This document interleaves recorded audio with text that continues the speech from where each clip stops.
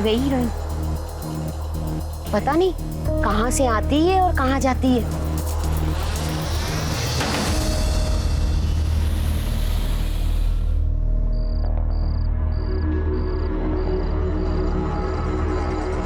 ये इतनी रात को कहाँ से आ रही है? ऐसा क्या काम करती है?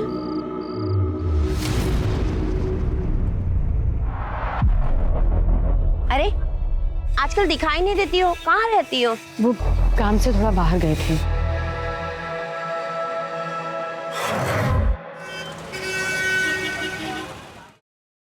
हेलो। हाँ हाँ, हम समझ गए, आते हैं अभी। हाँ आते हैं।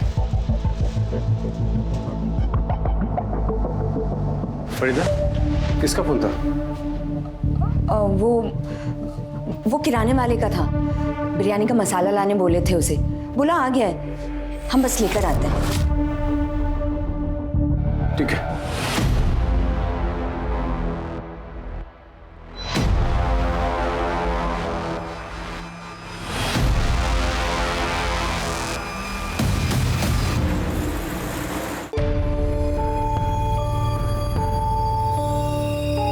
अरे बाहर जा रही हो क्या काम से? फिर सुनना, ये वही आदमी है ना जो उसको लेने और छोड़ने आता है? नवरा है क्या तिचा? अरे पति होता तो साथ में नहीं रहता क्या? पता नहीं क्या है, शहर से बाहर जाना तो एक बहाना है। करती होगी।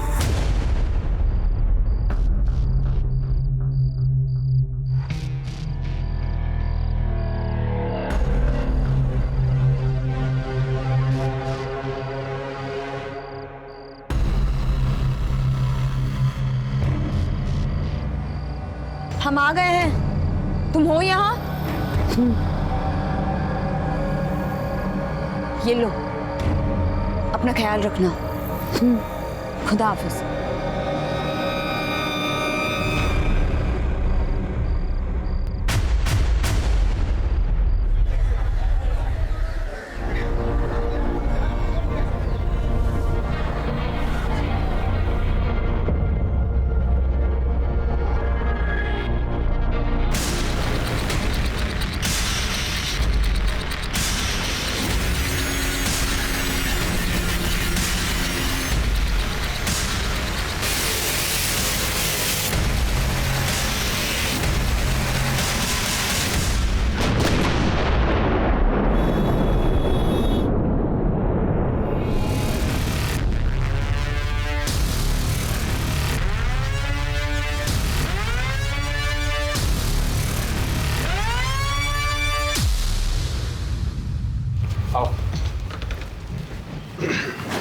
आमना, रियाज, ये देखो अम्मी तुम्हारे लिए क्या लाई है।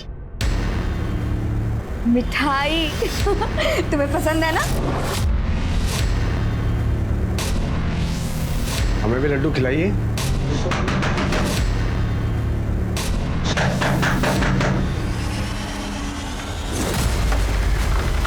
सर। फरीदा खातून। जी हाँ, मैं Farida. You're under arrest. Sir क्या किया इन्होंने? सर आपको कोई गलतफहमी हुई है सर?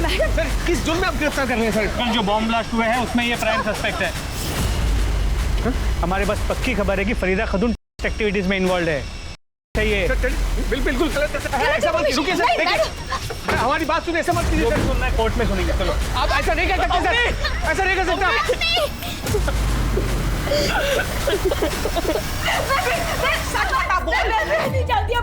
सर हम आपके हाथ जोड़ते हैं सर। सर फरीदा बेकसूर है सर, ये आप क्या कर रहे हैं सर? सर उसने कुछ नहीं किया है सर। सर हम यही के हैं सर, कहीं बाहर से नहीं आए हैं। 15 साल पहले हमारा निकाह हुआ था फरीदा से। देखिए सर, ये हमारे पास पेपर्स भी हैं, मैरिज सर्टिफिकेट, वोटर्स कार्ड, आधार कार्ड और ये पैन कार्ड सब है हमारे पास। आपको कोई गलतफहमी हुई है सर? हमें कोई गलतफहमी नहीं हुई है। इंटेलिजेंस गलत नहीं हो सकती। पर ये क्या आईकार्ड और पेपर्स दिखा रहे हो जो फरीदा ने फेक बनवाए? अगर तुम उसके पति हो भी ना तो इतना समझ लो, फरीदा बॉम्ब ब्लास्ट में इन्वॉल्व है। सर वो बेचारी तो झारखंड से बाहर किसी को जानती तक नहीं है। मंसूर, तुम्हारी जानकारी के लिए बता दूं कि फरीदा का फ्लैट है जिसकी तलाशी लेने पर पता चला कि पूरा वेस्ट मटेरियल से भरा पड़ा है। उसके पास इतना अकल का ये सब कुछ करे सर। आप हमारी बात का यकीन कीजिए, एक बार आप कागजात तो देखिए सर। देखिए कागजात देखिए, आपको यकीन हो जाएगा कि हम सच बोल रहे हैं सर। देखिए ठीक है, इसकी जांच करेंगे, अगर असली निकले तो सोचा जाएगा। जब तक आप कागजात जांच करेंगे तब तक रिहा कर दीजिए फरीदा को। उसके बाद हम आपको। तुम्हें समझ में आ रहा है हम क्या कह रहे हैं? किस केस में इन्वॉल्व है वो? देखिए हमारी बात का यकीन मानिए, हमको एक बार बड़े साहब से बात करने दीजिए, वो हमारी बात समझेगा। बड़े साहब यहाँ नहीं है, बाहर गए हुए हैं ट्रेनिंग पर, जल्दी वापस नहीं आएंगे। अब यहाँ से जाइए, हमें हमारा काम करने दीजिए। हाँ सर, मंसूर भाई और फरीदा भाभी तो दोनों अच्छे लोग हैं। कितने साल से देख रहा हूँ, कभी किसी से झगड़ा तक नहीं किए। फरीदा बेचारी घर गृहस्थी संभालने वाली सीधी सादी औरत है। ये सब क्या तमाशा हो रहा है, कुछ समझ में नहीं आ रहा है। क्या बताएं क्या है। एक रात तो हम खुद उसको चुपके से दबे पांव बाहर जाते हुए देखे थे। कहाँ गई थी कुछ पता है? उस शहर के बाहर गोल मैदान है ना, उस रात को फरीदा को हमारे पति ने मैदान के पीछे जाते हुए देखा था। गोल मैदान क्यों गई थी बता, बोल। ये लो। मतलब तू गई, अभी मुझे जवाब देने के बजाय मुझसे सवाल पूछ रही। क्यों? बता देंगे तो उसको बॉम्ब से उड़ा देगी तू? हाँ? इस फरीदा खातून की पूरी details, call records, mobile locations सब निकालो। सब। फरीदा खातून की उसी ओरिजिनल आधार कार्ड की कॉपी जो सिर्फ फरीदा खातून के पास हो सकती है, मीरा रोड के उस घर में मिली, जिसके बिना पे उसे बॉम्ब ब्लास्ट केस में आरोपी बनाया गया है, टेररिस्ट एक्टिविटी में इन्वॉल्व पाया गया है। आधार कार्ड की फोटोकॉपी मिलना कोई बड़ी बात नहीं है इंस्पेक्टर, और आप ये भी अच्छी तरह से जानते हैं कि इंटरनेट का कितना मिसयूज हो रहा है आजकल। ये ज़रूर हो सकता है कि किसी ने फरीदा का आधार कार्ड चुराया हो। आपके पास ऐसा कोई ठोस सबूत नहीं है जिससे आप ये साबित कर सकें कि फरीदा कैसे और कब गई। क्या किसी ने उसको देखा वहाँ पर? बट मेरे क्लाइंट के पास मजबूत सबूत है जिससे साबित हो जाएगी कि वो बेगुनाह है। आज शाम तक आपको बेल के पेपर्स मिल जाएंगे।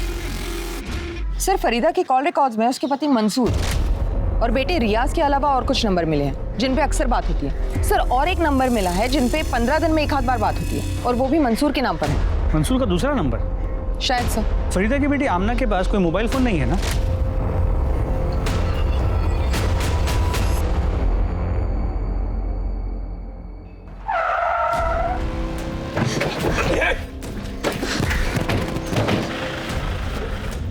कौन हो आप लोग?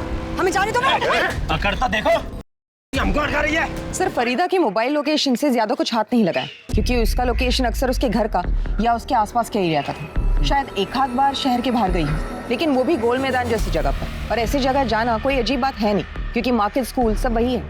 हो सकता है फरीदा ने जानबूझकर ऐसी जगह सिलेक्ट की हो जिस पे कोई शक ना करे। हो सकता है ये सब कुछ उसके ट्रेनिंग का हिस्सा हो। बाहर निकालो, चलो। फरीदा, दरवाजा खोलो फरीदा, दरवाजा खोलो फरीदा। क्या कर रही हो फरीदा? दरवाजा खोलो।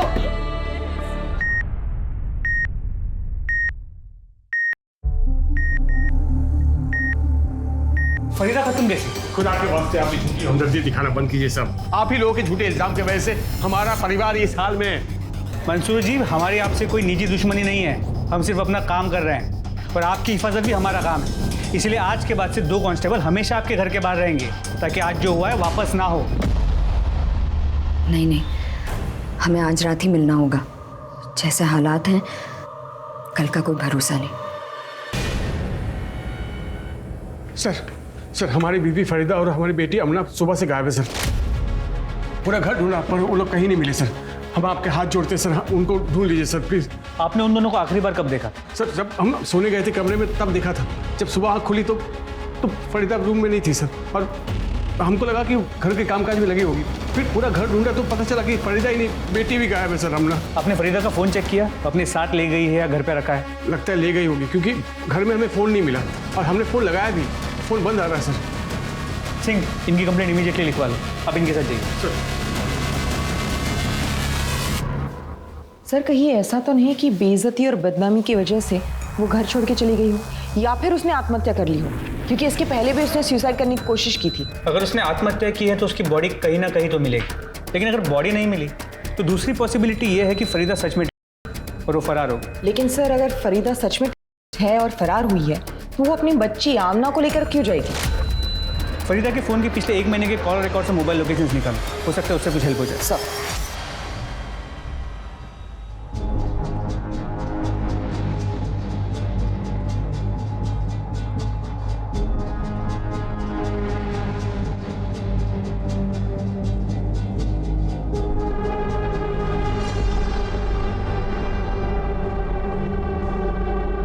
सर ना तो फरीदा और आमना को किसी ने देखा है और ना ही दोनों के डिस्क्रिप्शन जैसे डेड बॉडी किसी को मिली है। तो फरीदा रातों रात गायब कहाँ हो सकती है? कहीं फरीदा ने बॉर्डर तो पार नहीं कर लिया? कि फरीदा जा कहाँ सकती है?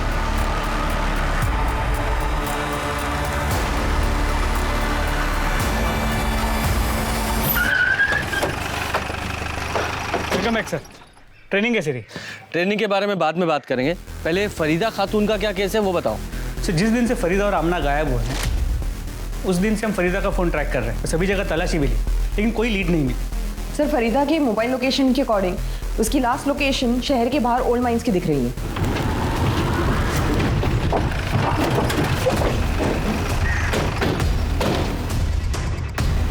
यहाँ से क्या लीड मिलेगी? कैसे? हेलो, कहाँ पर? ठीक है हम आते हैं। सर यहाँ से कुछ ही दूरी पे एक बच्ची की डेड बॉडी मिली है। आमना? सर ये तो आमना है। लगता है चाकू से मारा गया है। सिंह, आसपास मर्डर वेपन चेक करो। सर। पूजा, तुम्हें क्या लगता है ये आमना को कौन मार सकता है? फरीदा? सर मुमकिन तो है, ये हो सकता है कि फरीदा भागने की कोशिश कर रही थी। आमना ने उसे देख लिया, उसका पीछा किया, शायद उसके साथ जाने की जिद भी की। फरीदा उसे साथ में ले नहीं जा सकती थी इसलिए मार दिया। तुम्हारा मतलब है कि बेटी माँ पे बोझ बन सकती थी इसलिए मार दिया। और मान लो फरीदा ने नहीं मारा तो फिर ऐसा कौन है जिसने इसे मारा हो और क्यों? सर आसपास का पूरा एरिया चेक किया पर मर्डर वेपन नहीं मिला। सर देखने में तो जैसे कुछ लग नहीं रहा है, लेकिन पेट में चाकू से कई वार किए गए, शायद उसकी वजह से उसकी मौत हुई। बाकी पूरी बॉडी पर कोई निशान नहीं है। सर आमना के हाथों के नाखून में स्किन जमा हुआ। इसका मतलब आमना ने खुद को बचाने के लिए कातिल पे अटैक किया होगा और उसी कोशिश में उसके हाथ के नाखूनों में उसकी स्किन फंस गई। काम करो, ये जो आमना के नाखूनों में स्किन है इसे डीएनए टेस्ट के लिए भेजो और इसकी फैमिली को बुलाओ, आइडेंटिफाई कराओ और पोस्टमार्टम के लिए भेजो। सब फरीदा को बीमार दिए होंगे ये लोग, नकली देशभक्त बने फिरते हैं, दूसरों की बहन बेटी की इज्जत उछालना, को जान से मार देना अपना हक मानते हैं। झूठी देशभक्ति के नाम पर मासूम लोग पर जुल्म करते, मार दिए बच्ची को। साहब ये सूर्य कुमार उसका आदमी लोग सब हमारी बच्चियां। ये जो कुछ भी बोल रहा है सच बोल रहा है? ये सब कुछ हुआ है इसकी फैमिली के साथ, वो भी देशभक्ति के नाम पर? जी सर, एक्चुअली सूर्य कुमार नाम के एक लोकल आदमी और उसके लोगों ने इसकी पूरी फैमिली को बहुत तकलीफ दी है। अरे कौन है ये सूर्य कुमार और तुमने उसके अगेंस्ट कोई एक्शन क्यों नहीं लिया?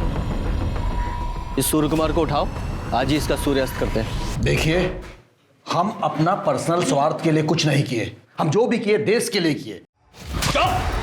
अपनी गिरी हुई हरकतों और सड़ी हुई सोच को देशभक्ति के नाम पे मत छुपा।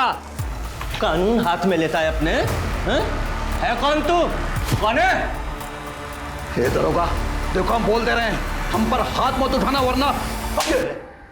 उठाया हाथ, अभी लात भी चलेंगी और डंडे भी। क्या करेगा तू? क्या करेगा?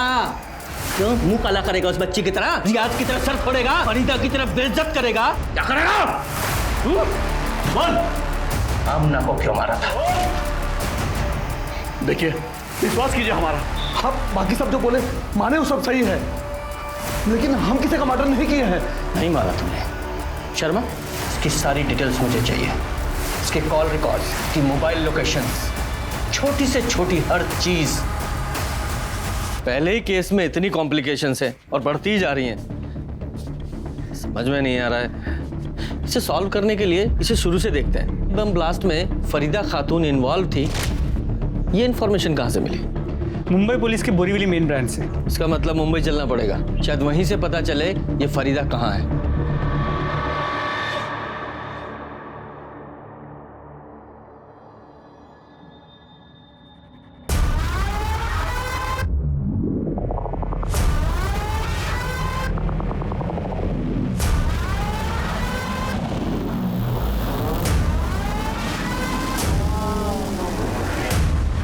बॉम्ब ब्लास्ट 10 तारीख को शाम को 4 बजे हुआ। उसी रात एक गुमनाम आदमी ने हमारे कंट्रोल रूम को फोन करके ये बताया कि मीरा रोड के गणेश नगर में एक औरत रहती है जो इस बॉम्ब ब्लास्ट में इन्वॉल्व है। हम फौरन वहां पहुंचे, देखा तो दरवाजा बंद था। दरवाजा तोड़कर जब हम अंदर पहुंचे तो देखा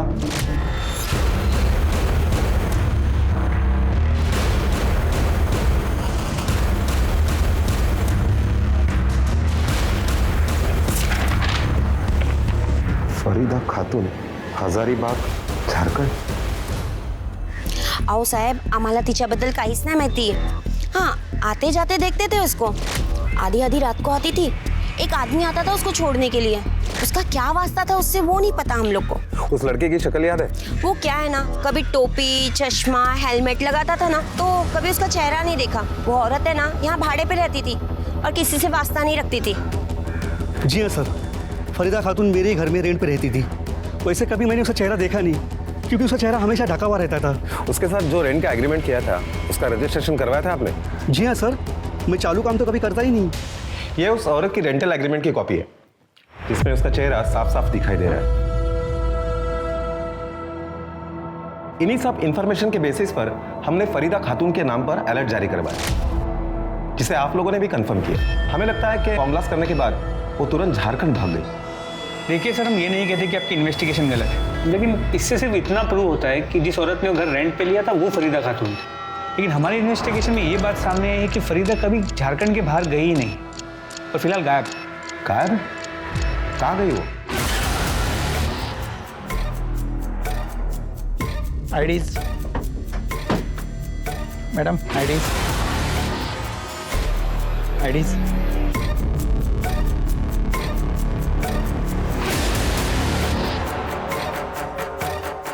मैडम, आईडीज, आपकी आईडीज दिखाइए।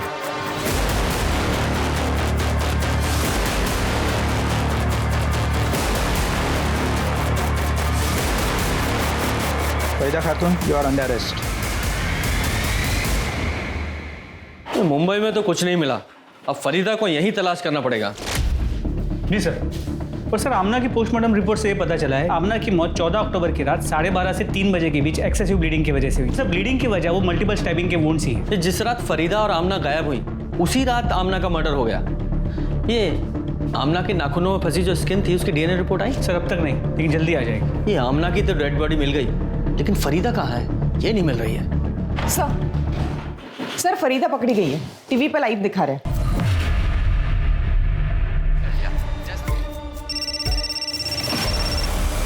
हेलो, हाँ ठीक है, ले आइए। फरीदा खातून को यहाँ ला रहे हैं।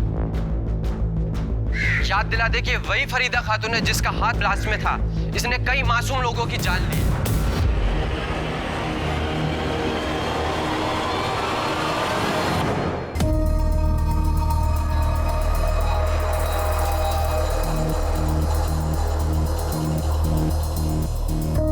तुम कौन हो? तुम तो फरीदा खातून नहीं हो। सर, यही बात तो मैं कब से इन लोगों को बताने की कोशिश कर रही हूँ, पर कोई मेरी बात सुन ही नहीं रहा है। सर, मेरा नाम रेशमा थापा है और मैं नेपाल की सिटीजन हूँ। मीरा रोड मुंबई से मैं अपनी कंट्री नेपाल वापस जा रही थी जब उन लोगों ने मुझे पकड़ लिया। एक मिनट, तुम वही लड़की हो ना जो मुंबई के मीरा रोड में गणेश नगर में रेंट पे रहती थी? जी सर। लेकिन जब तुम्हारे पास खुद की आइडेंटिटी है तो फिर तुमने फरीदा खातून के नाम पर वहाँ घर रेंट पर क्यों लिया? सर, 6 साल पहले मैं नेपाल से मुंबई आई थी, यही सोचकर कि फिल्म इंडस्ट्री की नई सुपरस्टार बनूंगी। फिर सर, मेरे ओरिजिनल डॉक्यूमेंट्स चोरी हो गए और बिना अपने डॉक्यूमेंट्स के किसी दूसरे देश में रहना मुश्किल था। पर मैं बिना कुछ बने, बिना कुछ किए वापस नहीं जाना चाहती थी। इसीलिए मैं अपने ओरिजिनल डॉक्यूमेंट्स की रिपोर्ट लिखवाने के लिए पुलिस स्टेशन गई, जहाँ मैं मिलिंद धोत्रे से मिली। सर, उसने मुझे मिलने के लिए होटल में बुलाया। रेशमा, तुम टेंशन क्यों ले रही हो? मैंने कहा ना, बी कंफर्टेबल। और सर, ये पहली बार था जब उसने मुझे मदद करने के बहाने से बुलाया और मेरी ड्रिंक में कुछ मिला के मुझे बेहोश कर दिया और मेरी बेहोशी का फायदा उठा किया और सर उसकी वीडियो बनाई और बाद में मुझे ब्लैकमेल करता रहा और फिर ये सिलसिला चलता रहा। उसका जब मन करता, जहाँ मन करता वो मुझे बुलाता था। सर, उसी ने मुझे फरीदा खातून नाम की एक लेडी का आधार कार्ड दिया। उस पर फोटो मेरी लगी थी सर। उसी आधार कार्ड के बेस पे वो मुझे रेंट पे घर दिलाया करता था। सर मुझे अपनी असली आइडेंटिटी छुपानी पड़ती थी, इसीलिए मैं हमेशा किसी से बातचीत नहीं करती थी। फिर सर 2 महीने पहले मुझे पता चला कि मैं प्रेग्नेंट हूँ। सर मैंने बहुत कोशिश की उसे मनाने की मुझसे शादी कर ले, और सर मैंने उसे धमकाया भी कि अगर वो मुझसे शादी नहीं करेगा तो ये मैं साबित कर दूंगी कि ये बच्चा उसी का है। फिर सर मैंने सोचा कि वो तो खुद एक पुलिस वाला है जो मेरी नकली आइडेंटिटी बना सकता है, तो वो कुछ भी कर सकता है। इसीलिए मैंने डिसाइड किया 5 तारीख को सुबह 6:30 बजे मैं घर से निकल गई। सर हाईवे से मैंने पहली बस ली जो नासिक जा रही थी, फिर वहाँ से दूसरी, फिर तीसरी। सर इन सब में मेरे सारे पैसे खर्च हो गए। फिर मैंने अपनी ज्वेलरी बेच दी। तो सर मैंने डिसाइड कर लिया कि मैं नेपाल चली जाऊंगी। कम से कम वहाँ मेरी फैमिली तो है जो मुझे और मेरे बच्चे को देख सकती है। सर मैं वहीं जा रही थी। जब उन लोगों ने मुझसे आईडी प्रूफ मांगा तो सर मैंने फरीदा खातून का आधार कार्ड दिखा दिया, और सर उन लोगों ने मुझे टेररिस्ट समझ के पकड़ लिया। तुम्हें पता है जिस दिन तुम मुंबई से भागी थी, यानी कि 5 अक्टूबर को, उसी दिन बॉम्ब ब्लास्ट हुआ था? नहीं सर, मुझे इन सब के बारे में कुछ नहीं पता। अभी जो कुछ भी तुमने बताया है, अगर वो सच है तो ये मिलिंद धोत्रे अब तुम्हें कभी परेशान नहीं करेगा। सर आपको गलत इंफॉर्मेशन मिली है, मैंने कुछ नहीं किया है। एक डीएनए रिपोर्ट ये साबित कर देगी कि रेशमा के पेट में जो बच्चा है ना वो तेरा है, और फिर तेरी सारी कहानी खत्म। बता सच्चाई क्या है? इसे नहीं मानेगा। सर वो रेशमा सही बोल रही है। मैंने नशे की दवाई उसको शराब में मिला के पिलाई थी। सर मैंने उसको फरीदा खातून के नाम से अलग अलग जगह पे भी रखा था। सब कुछ ठीक चल रहा था सर, फिर वो शादी की रट लगाने लगी। अभी मैं अपने बीवी बच्चों को कैसे छोड़ सकता हूँ सर? इतना वफादार है तू? आगे बोल। वो 5 तारीख को जो बॉम्ब ब्लास्ट हुआ था ना, तो मुझे आइडिया आया कि मैं रेशमा को उसमें फंसा दूंगा। इसके लिए उसके घर में गया और टेरर सेल एक्टिविटी में जो पैम्पलेट्स हम लोग को मिले थे वो मैंने उसके घर में फैला दिया। सर मेरे को मालूम नहीं था कि वो सुबह ही जा चुकी है। मुझे लगा बेडरूम में सो रही है। उसके बाद मैंने पुलिस को गुमनाम कॉल किया। मुझे लगा सर कि वो एक बार बॉम्ब ब्लास्ट के केस में अंदर जाएगी तो ज़िंदगी भर प्रूफ नहीं कर पाएगी कि वो टेररिस्ट नहीं है। धोत्रे, अब तू जिंदगी भर कुछ प्रूव नहीं कर पाएगा। मोरे, चार्जशीट बनवाया जी। सर सुनिए। साहब आप जो औरत को बॉर्डर से लाए हो वो फरीदा खातून नहीं है, वो कोई और है। लेकिन तुम्हें कैसे पता? उसकी शक्ल तो हमने कहीं दिखाई नहीं है। क्योंकि फरीदा खातून पिछले 2 दिन से हमारे पास थी, हम उनको पहचानते हैं और पोस्टर भी देखे हमने। थी मतलब? अब कहाँ है? मालूम नहीं साहब, शहर के बाहर हमारा चाय का ठेला है। कुछ दिन पहले एक आदमी आया था, उसने कहा यहीं पास में खाना बनाकर दे सकते हो? हमने कहा हाँ। उसने कहा कि दरवाज़ा बंद रहेगा, औरत को खाना देकर दरवाज़ा बंद करके जाना। लेकिन जब हम वहाँ पहुँचे तो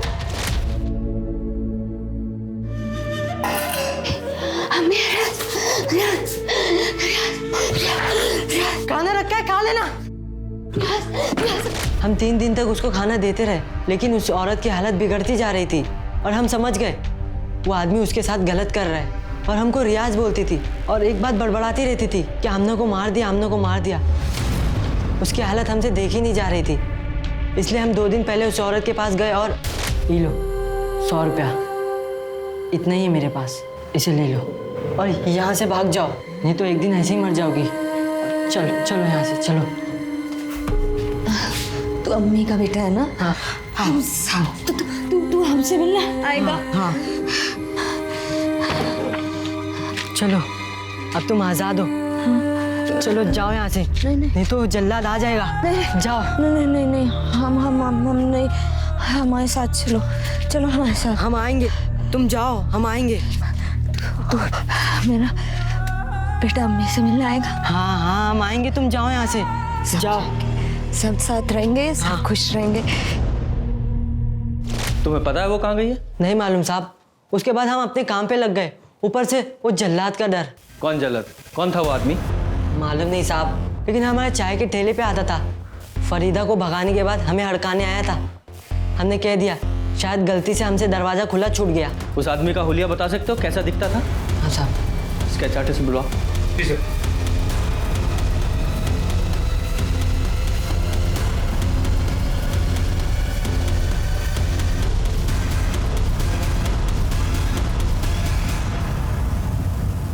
पक्का यही आदमी था? हाँ साहब, यही था। और माथे पे एक लाल टीका भी था। तेरा ही आदमी है ना ये? नाम क्या है इसका? कौन है ये? तो हम अरे ये तेरे ही यहाँ का टाइम नहीं है। बोल। बलराज मिश्रा। बलराज मिश्रा है। कहाँ मिलेगा ये? फरीदा कहाँ है? कहाँ रखा है तूने उसे? वो तो भाग गई। कहाँ है, कहाँ गई, हमको कुछ नहीं पता। मतलब तू मान रहा है कि तूने उसे किडनैप किया था? कहाँ से किडनैप किया था तूने उसे? हैं? कहाँ रखा था? सर एक रात हम घर जा रहे थे। सच के साथ झूठ मिला के बोल रहा है तू? आमना को क्यों मारा? क्यों मारा उसे? सर हम कसम खा कर है कि हमने कुछ नहीं किया।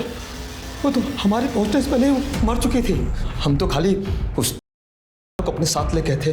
उससे बम ब्लास्ट और देश के साथ की थी, तो हम उसको सबक सिखाना चाह रहे थे। बस हम 10 दिन उसके साथ यही करते रहे। उसके बाद एक दिन भाग गई। शर्मा, इस पर फरीदा की किडनैपिंग और केस बनाओ और सूर्य कुमार को रिलीज कर दो।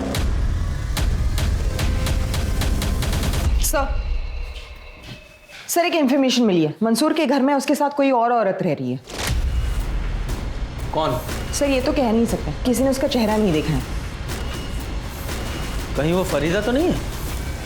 आप कैसी बात कर रहे हैं सर? फरीदा यहाँ वापस आती तो हम आपको इन्फॉर्म नहीं करते क्या? तो फिर ये मोहतरमा कौन है?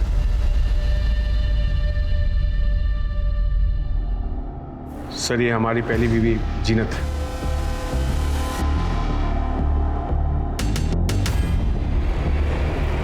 जीनत।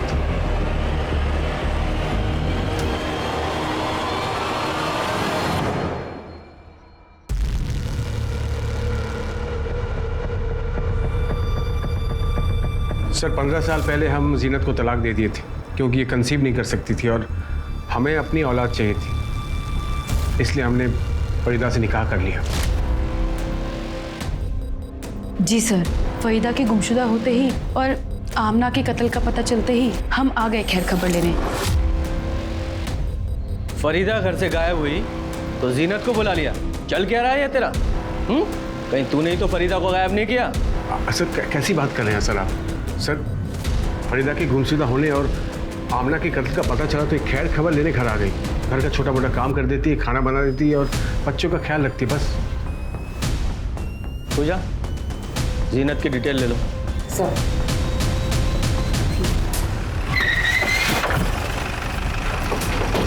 सर चाकू से पेट पे अनगिनत वार किए गए। जिसने भी फरीदा को मारा है उसने ये कंफर्म किया कि वो बचेगी नहीं। सर इस तरफ इसका मर्डर भी ठीक उसी तरह हुआ है जिस तरह से आमना का। ये दमयंती है, मंदिर के बाहर भीख मांग के अपना गुजारा करती है। सबका कहना यह है कि फरीदा सिर्फ इनके साथ ही बात करती थी। फरीदा के बारे में आप कुछ बता सकती हैं? ये कुछ दिन पहले यहाँ आई थी, मंदिर की सीढ़ियों पर बैठकर भीख मांगा करती थी। साहब यहाँ के लोकल गुंडे हैं ना, उसको उतना ही पैसा रहने देते थे कि वो पेट भर के खा सके। कभी कुछ नहीं बोलती थी साहब, बस खामोश रहा करती थी। कभी कभी बड़बड़ाती रहती थी कि आमला को मार डाला, आमला को मार डाला। वो रियाज को याद करती रहती थी। हमने पूछा भी, 2 दिन पहले अचानक उसने कहा कि मुझे फोन करना है। किसको फोन किया था उसने? मुझे तो पता नहीं। अच्छा आप बता सकती हैं कौन था वो आदमी जिसके फोन से फरीदा ने कॉल किया था? नहीं, मैं तो नहीं जानती हूँ। साहब फरीदा ने किसके फोन से कॉल किया था मुझे क्या पता। हजारों श्रद्धालु आते जाते रहते हैं यहाँ पे। शर्मा, मंसूर से बॉडी आइडेंटिफाई करा के पोस्टमार्टम के लिए भेजो। सर